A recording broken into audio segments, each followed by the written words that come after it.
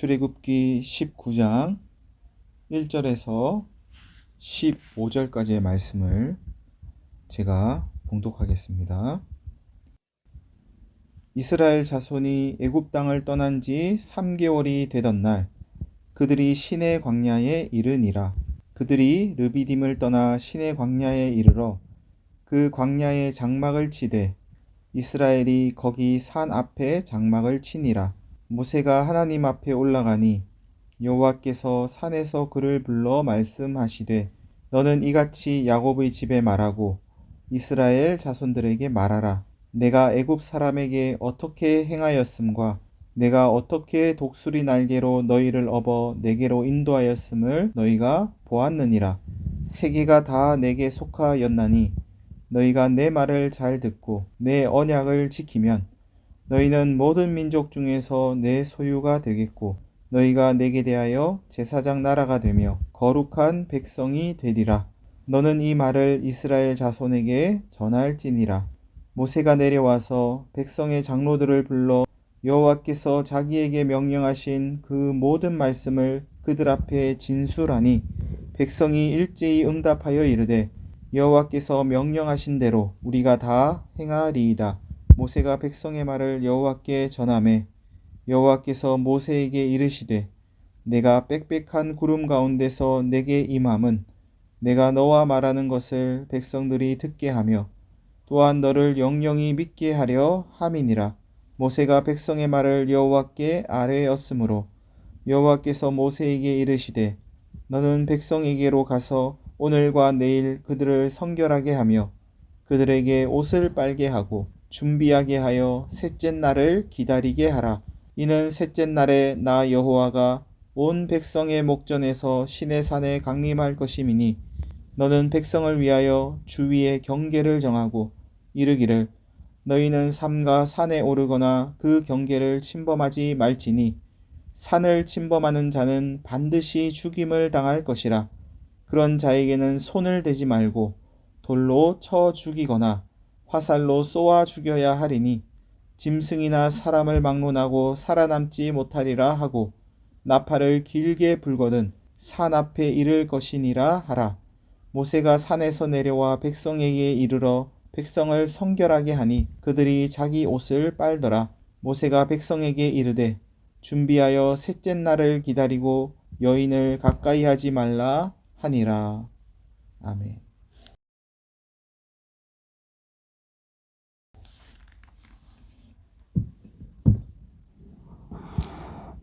이스라엘 자손이 애굽 땅을 떠난 지 3개월이 되던 날 그들이 시내 광야에 이르렀다고 하면서 오늘 본문은 시작합니다. 신 광야에 이르렀을 때가 한 달쯤 지난 때였습니다. 먹거리가 떨어진 그때 하늘에서 만나가 내렸습니다. 르비딤에서는 하나님의 반석에서 나오는 물을 마셨고 아말렉과의 전투에서 승리했습니다. 모세의 장인 이드로가 모세의 아내와 아들 둘을 데리고 찾아왔고 이스라엘이 천부장, 백부장, 50부장, 10부장 등 지도자를 세웠습니다. 그렇게 다시 한 달이 흘렀고 3월이 됐습니다. 이스라엘은 시내산 아래 시내 광야에 도착했고 장막을 쳤습니다. 시내산은 모세가 하나님을 처음 만난 곳이고 반석을 쳐서 물을 낸 곳입니다. 시내산에 도착한 모세는 하나님을 만나기 위해 산으로 올라갑니다. 여호와께서 모세를 불러 말씀하십니다. 모세야, 너는 이같이 야곱의 집에 말하고 이스라엘 자손들에게 말해라. 내가 애굽 사람에게 어떻게 행했는지 내가 어떻게 독수리 날개로 너희를 업어 내게로 인도했는지 너희가 보았지 않냐? 애굽 사람들이 당한 재앙이 하나님께서 행하신 일이랍니다. 이스라엘이 애굽을 탈출해서 여기까지 온 것이 하나님이 이스라엘을 독수리 날개로 업어서 데리고 온 거랍니다. 홍해를 건너고 애국 군대가 수장되고 써서 마실 수 없는 물이 마실 수 있는 물로 바뀌고 광야를 지나고 엘림을 통과하고 하늘에서 내리는 양식을 먹고 반석에서 나오는 물을 마시고 아말렉과의 전쟁에서 승리하고 오늘 이 시내산에 이른 것이 하나님이 업어서 데리고 온 거랍니다. 하나님께 업혀서 기분이 좋았을까요? 이스라엘이 애굽에서 나와서 오늘에 이르기까지의 여정을 여러분들이 쭉 함께 이렇게 보셨잖아요. 이렇게 쭉 보시면서 하나님이 이스라엘을 업어 키우시네. 업어서 지금 인도하고 계시네. 그렇게 여기셨어요? 이스라엘을 업고 계신 하나님을 보셨어요? 발견하셨어요? 누가 봐도 이스라엘이 경험한 지금까지의 일들은 하나님이 하신 건가요? 그렇게 받아들일만 하세요? 이스라엘이 경험한 일들은 하나님이 아니면 할 수 없는 일들이었습니까? 혹시 하나님을 쏙 빼고도 말이 될 것 같으세요? 하나님 빼고 하면 말을 할 수 있을 것 같으세요? 하나님이 짠! 하고 나타나셔서 하나님이 이러저러한 일을 한 걸 본 사람이 있을까요? 여러분은 보셨어요? 어떤 근거로 눈에 보이지도 않는 하나님이 이스라엘을 업어서 여기까지 인도하셨다고 말할 수 있는 걸까요? 하나님이 그랬다 그러면 그런 겁니까? 하나님을 변호할 만 하시겠어요? 이 일을 하나님이 하셨다고 말할 수 있는 근거는 도대체 어디에 있는 겁니까?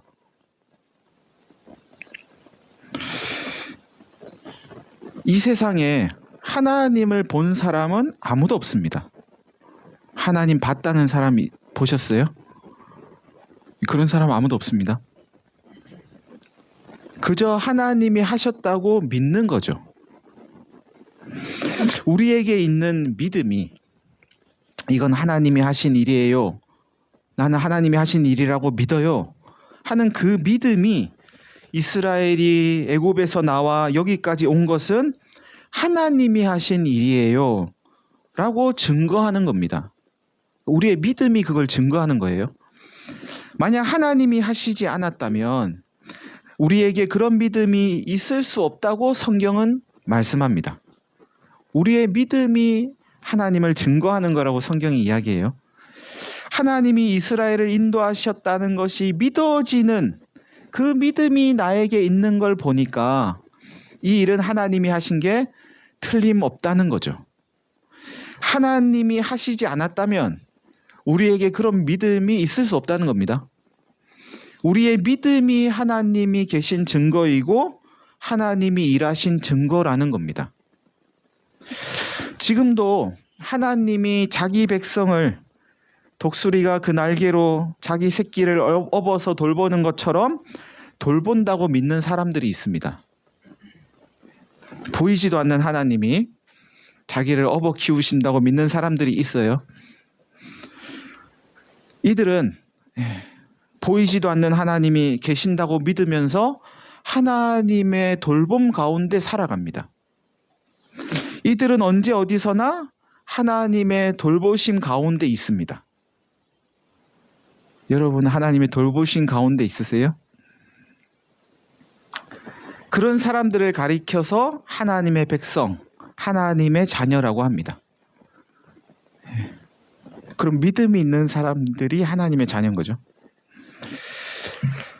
여러분, 내가 하나님의 돌보심을 받고 있구나. 내가 하나님의 백성이고 하나님의 자녀구나 하는 그 믿음은 어떤 일을 경험하는 데서 오는 게 아닙니다. 어떤 일이 그런 믿음을 가져다 주는 게 아닙니다. 나도 그런 일 경험하면 나도 하나님 자녀인 거 믿지요. 그런 게 아니라는 거죠. 난 경험이 없어서 하나님 자녀라고 확신하지 못해요 라고 말하는 건 말이 안 되는 거라는 이야기입니다.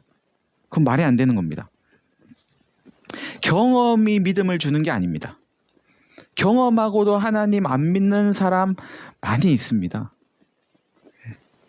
야, 그거는 당연히 하나님이 하신 일이죠 라고 말해줘도 에이, 그게 무슨 하나님이 하신 일이에요 라고 말하는 사람들이 있습니다. 누가 볼 때는 분명히 하나님이 하신 일인데 어떤 사람이 볼 때는 아닌 거죠. 그 차이는 경험 때문이 아니고 믿음에 있는 겁니다. 경험이 믿음을 주는 게 아니라 믿음이 그 일을 하나님이 돌보시는 증거로 받아들이게 하는 겁니다. 믿음이 있으니까 어떤 일을 겪고 난 후 내가 하나님 자녀구나. 하나님이 돌보시는 하나님 백성이구나 라는 사실을 깨닫게 되는 겁니다. 요 순서가 중요합니다. 그러니까 믿음이 먼저 우리에게 있는 거고 경험은 다음에 찾아오는 겁니다. 경험에서 믿음이 나오는 게 아니라 믿음의 눈으로 보니까 그 경험이 믿음의 증거로 여겨지는 겁니다. 그러니 하나님을 믿으려면, 하나님을 믿고 싶다면 우리가 해야 할 일은 어떤 경험을 구하는 게 아니고 믿음을 구해야 합니다. 하나님 믿을 만한 경험을 좀 하게 해주세요가 아니고 하나님을 믿을 수 있게 저에게 믿음을 좀 주세요 하는 게 필요하다는 겁니다. 여러분 어떠신가요? 올 한 해를 이렇게 돌아보시니까 하나님이 여러분을 업어 키운 것 같으세요? 하나님이 여러분을 업어가지고 여기까지 데려온 것 같으세요? 하나님의 손길이 느껴지셨어요? 잘 모르겠어요. 아무리 눈을 씻고 찾아봐도 하나님이 안 보여요. 계속해서 하나님은 이스라엘을 업어서 여기까지 데려온 이유가 무엇인지를 말씀하십니다. 세계가 다 내게 속하였는데 너희가 내 말을 잘 듣고 내 언약을 지키면 너희는 모든 민족 가운데서 내 소유가 되고 너희가 내게 제사장 나라가 되며 거룩한 백성이 될 것이다. 이 말을 이스라엘 자손에게 전해라 하십니다. 세계가 다 하나님 것인데 하나님 말씀 잘 듣고 하나님 언약을 지키면 모든 민족 가운데서 하나님의 소유가 될 거랍니다. 이게 말이 맞는 것 같으세요? 세계가 다 하나님 건데 말을 잘 들으면 하나님 소유가 된다. 이게 무슨 뜻일까요? 그럼 하나님 말 안 들으면 하나님 소유 아니라는 게 되잖아요. 세계가 다 하나님 거야 해놓고 말 안 들으면 내 거 아니야. 말이 안 되잖아요. 그러면 말이 안 되는 거죠. 말을 들어도 하나님 거고 말을 안 들어도 하나님 거죠. 세계가 다 하나님 거라면, 그게 맞는 거라면, 그러니까 말을 들으나 안 들으나 다 하나님 소유 맞습니다. 말을 들어야 하나님 소유 되고 말 안 들으면 하나님 소유 안 되는 거 아닙니다. 우리는 다 하나님 겁니다. 인정하든 인정하지 않든 하나님 거예요. 말을 잘 들으면 하나님의 소유 가운데서도 좀 더 특별한 소유가 된다는 뜻입니다. 그러니까 이제 하나님의 소유라고 해서 다 같은 소유는 아니라는 거죠. 그러면 하나님의 소유 중에서도 뭔가 이렇게 구분되는 게 있다는 거예요. 하나님은 하나님의 소유를 여러 단계로 구분을 하십니다. 시간도 하나님 거죠. 하나님은 시간도 구분하시고 공간도 구분하시고 하나님이 만드신 피조 세계도 구분하시고 동물도 구분하시고 사람도 구분하십니다. 이 구분은 차별이 아니고 어떤 단계를 둔다는 게 차별해서 그런 게 아니고 하나님이 어떤 분이신가를 나타내기 위해서 구분이 필요한 겁니다. 즉 하나님은 거룩한 분이시기 때문에 하나님이 얼마나 거룩한 분인가 하는 것을 우리에게 알려주시는 방법이 구분이라는 방법을 통해서 우리에게 알려주신다는 거죠. 그래서 하나님은 하나님이 거룩한 분이라는 것을 하나님이 만드신 이 세계 속에 반영해 놓으셨다는 겁니다. 구분이 되어 있지 않으면 우리는 그것이 얼마나 거룩한지 모르기 때문이죠. 우리 때문에 그런 거예요. 우리에게 알려주시려고. 하나님은 이 세계를 크게 세 가지로 구분하셨습니다. 이스라엘을 기준해서 말씀드리면 모든 시간이 다 거룩하지만 특별히 안식일이 거룩하고 절기가 거룩합니다. 절기. 이스라엘에 여러 절기들이 있잖아요. 그런 절기가 거룩해요. 안식일과 절기 가운데서도 특별히 1년에 한 번 모든 이스라엘 공동체의 죄를 씻는, 죄를 청소하는 대속죄일이 더 거룩합니다. 그게 가장 거룩한 시간이에요. 모든 공간이 거룩하지만 이스라엘이 거주하게 될 하나님이 약속하신 땅, 그 땅이 거룩합니다. 모든 공간이 다 거룩하지만 이스라엘 땅 중에서도 성막이 있는 곳, 성전이 있는 그 성막과 성전이 더 거룩한 공간입니다. 모든 동물이 거룩하지만 정결한 짐승을 구별하셔서 정결한 짐승이 좀 더 거룩한 거예요. 정결한 짐승 중에서도 하나님께 제물로 바쳐지는 희생 제물들, 그게 더 거룩한 동물입니다. 모든 사람이 거룩하지만 모든 사람이 다 하나님 거니까 다 거룩한 거예요. 다 거룩하지만 이스라엘이 좀 더 거룩한 사람들이고 이스라엘 가운데서도 제사장이 좀 더 거룩한 사람들이라고 할 수 있습니다. 하나님이 그렇게 구별하셨다는 거죠. 이처럼 온 세계가 하나님 것이지만 하나님은 이스라엘을 구별하셔서 하나님의 말을 잘 듣고 언약을 지키는 특별한 소유로 삼으려고 업어서 여기까지 데리고 오셨답니다. 또한 하나님은 이스라엘을 제사장 나라로 세우려고 여기까지 데리고 오셨답니다. 제사장은 하나님의 집이라고 일컫는 성막 또는 성전을 이렇게 관리하면서 백성들에게 하나님의 율법을 가르치고 하나님께 어떻게 제사를 드려야 하는지, 어떻게 희생 제사를 드려야 하는지 그 방법을 가르치면서 그들이 희생 제물을 가지고 오면 하나님께 제물을 드릴 수 있도록 돕는 그런 역할을 하는 사람들이 제사장이었습니다. 즉 제사장은 하나님께 나아갈 수 있도록, 백성들이 하나님께 나아갈 수 있도록 돕는 그런 사람들이었습니다. 하나님은 이스라엘이 제사장 나라가 되어서 다른 민족들이 하나님께 나아갈 수 있도록 도와주기를 바라셨던 거죠. 하나님은 늘 이런 방식을 쓰셨습니다.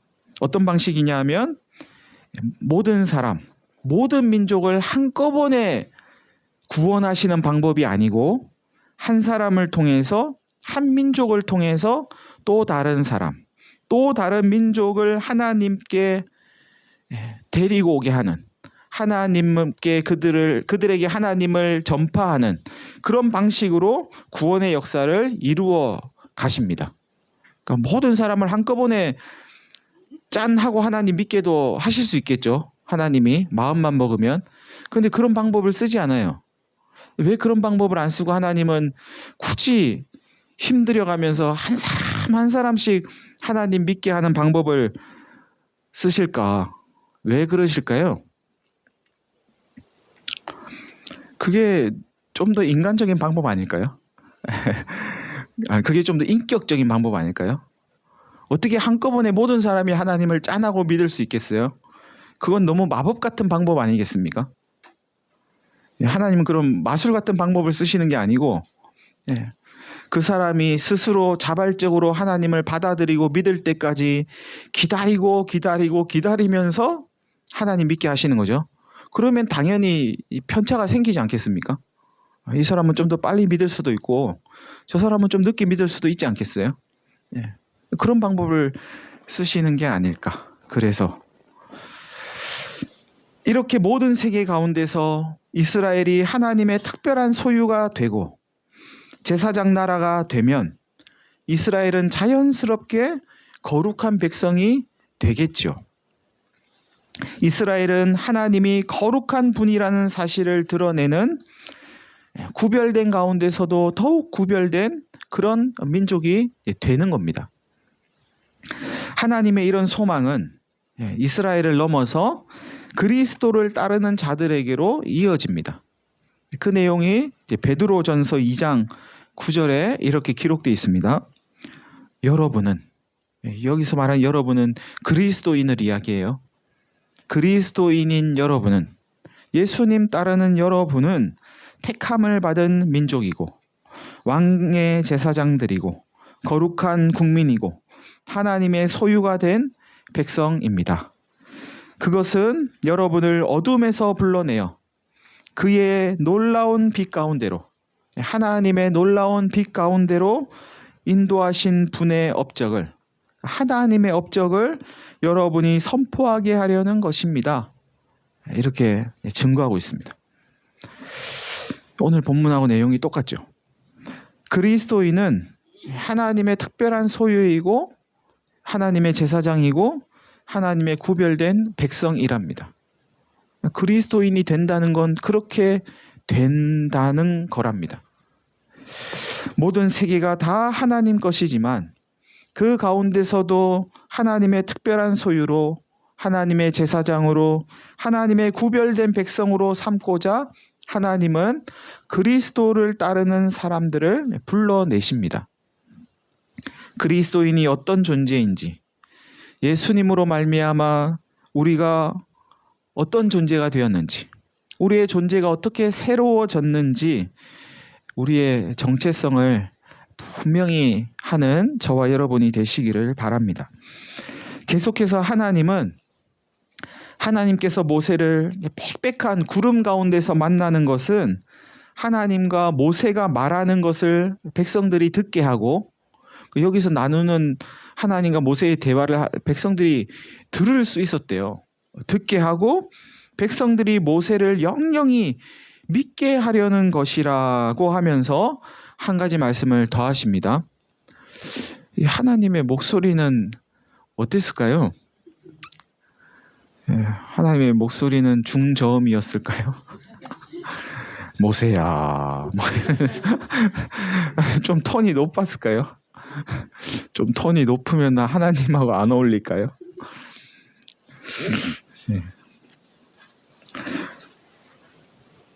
한 말씀을 더 하세요. 모세야, 너는 백성에게 가서 오늘과 내일 그들을 성결하게 해라.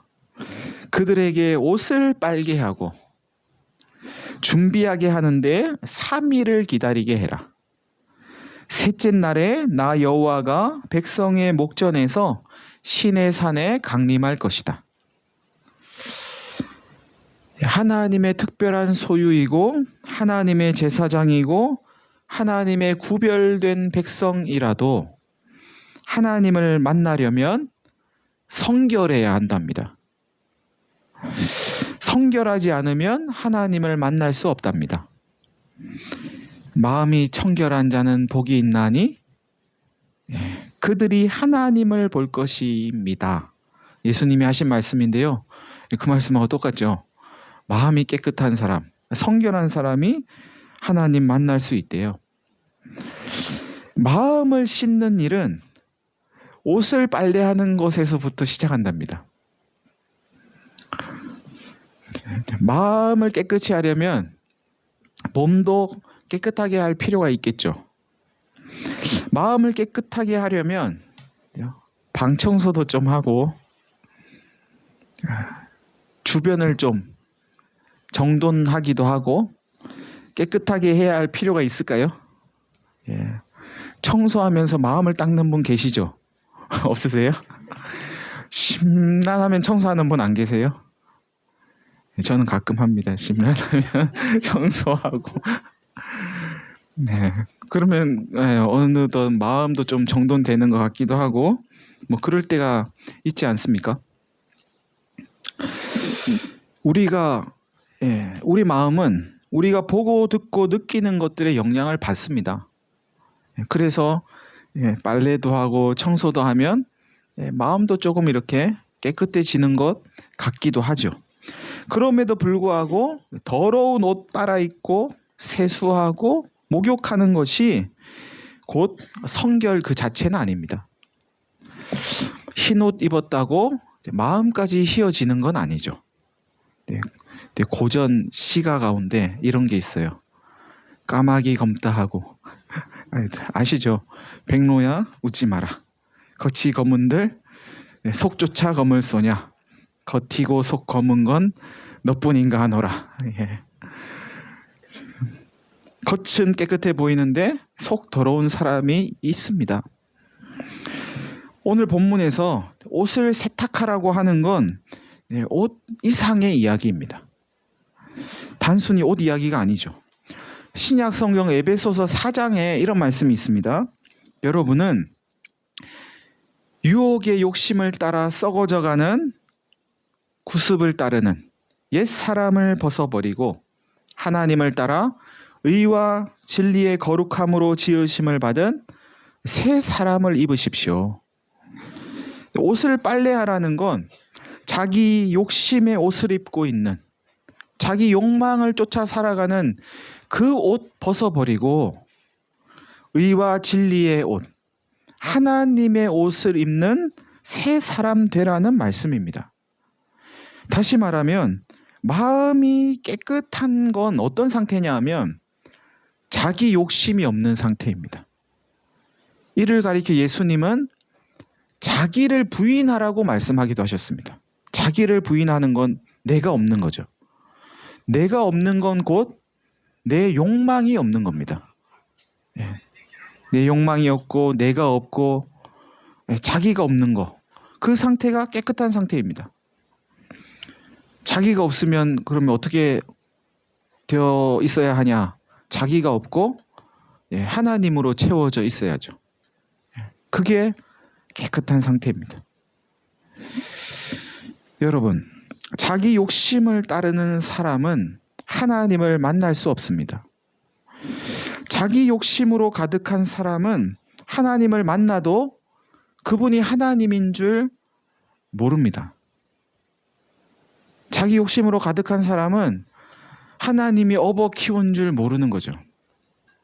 하나님이 분명히 업어 키우셨다고 말씀하시는데도 자기로 가득 차 있는 사람은 하나님이 업어 키운 줄 모르게 되는 거죠. 내가 뭐 열심히 살아서 이렇게 산 거지, 내가 힘써서 이만큼 산 거지 라고 여기기 쉬운 거죠. 자기로 가득 차 있으니 다 자기의 공로가 되는 거죠. 그러니 하나님 만나도 하나님을 하나님으로 알아보겠습니까? 하나님을 만나고 하나님을 인식하려면 우리의 속이 하나님으로 채워져 있어야 합니다. 여기에 있는 게, 이 속에 있는 게 밖에서도 드러나 보이게 되는 거죠. 하나님으로 가득 차 있으면 뭘 봐도 하나님이 보이는 거고, 내가 가득 차 있으면 뭘 봐도 나만 보이는 거죠. 하나님을 만나려고 준비하는 이 3일은 빨래하고 옷 말리고 머리도 좀 하고 화장도 좀 하고 그러는 시간이 아닙니다. 옛 사람을 버리고 새 사람을 입는 시간입니다. 자기 욕심을 버리는 시간입니다. 내가 하나님 믿는다 하면서도 여전히 내 욕망을 따라서 살았었구나. 자기를 성찰하면서 마음을 돌이키는 시간이 이 3일입니다. 돌이켜지지 않는 마음을 붙잡고 씨름하는 시간이 이 3일입니다. 버리려고 해도 버려지지 않는, 좀 더 정확히 말하면 버리고 싶지 않은 그 욕망을, 내 욕망을 버릴 수 있게 해달라고. 3일 뒤면 지금 하나님을 만나야 하는데 내가 이 마음으로 하나님 만날 수 있을까? 내 욕망으로 가득 차 있는 이 상태로 내가 하나님 만날 수 있을까? 내가 이래가지고 하나님 만날 수 없지. 내가 이 상태로 하나님 만날 수 없으니까 하나님 제 이 마음 좀 바꿔주세요. 제 이 마음 좀 고쳐주세요. 그렇게 씨름하는 시간이 이 3일입니다. 이 씨름은 3일이면 충분할까요? 아유, 1시간이면 되죠. 그 정도는. 3일이면 충분하겠습니까? 마음을 새롭게 하는데 얼마의 시간이 필요할까요? 내 마음을 청소하고 내 마음을 비우고 욕망을 씻어내고 하나님으로 채우는데 얼마의 시간이 필요할까 하는 것은 우리가 평소에 얼마나 하나님을 이 속에 채우고 살았는가 하는 것이 결정할 일인지도 모릅니다. 내가 평소에 하나님을 많이 채우고 살았으면 저 시간이 좀 별로 안 걸릴 수도 있겠죠. 평소에 이 안에 하나님을 채워놓고 살지 못했으면, 내 욕망만 채워놓고 살았으면 이거 비우는데 시간이 오래 걸릴지도 모릅니다. 하나님, 저는 3일 가지고는 턱도 없어요. 좀 더 주세요. 좀 더 늦게 오세요. 그럴지도 모르죠. 여러분, 성결은 시간을 정해놓고 뚝딱 해치울 수 있는 그런 일은 사실 아닙니다. 내가 3일 동안 나를 성결하게 만들어야지 뭐 이런다고 성결에 지게 할 수 있는 일이 사실 아닙니다. 하나님 만날 준비는 항상 하고 있어야 하는 것이지, 개학 전날 밀린 방학 숙제 하듯이 그렇게 할 수 있는 일은 아닙니다. 시험 공부는 시험 전날 밤을 새서라도 할 수 있지만 하나님 만날 준비는 그렇게 할 수 없습니다.